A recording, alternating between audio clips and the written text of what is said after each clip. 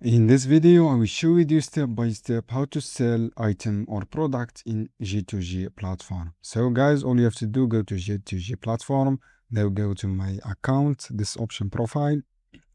After that, click on selling this option and then click create offer. When you click create offer, you should be signed up as seller account and then click on upload. You can upload your codes from this section and then write your expiry date and then write your uploaded reference, write all this information and then upload your codes as I say. After that, you can see view or codes and then you should be must be follow the format when you're uploading and then click submit. If you want to upload a bulk orders, just upload, click upload more if you want to upload more.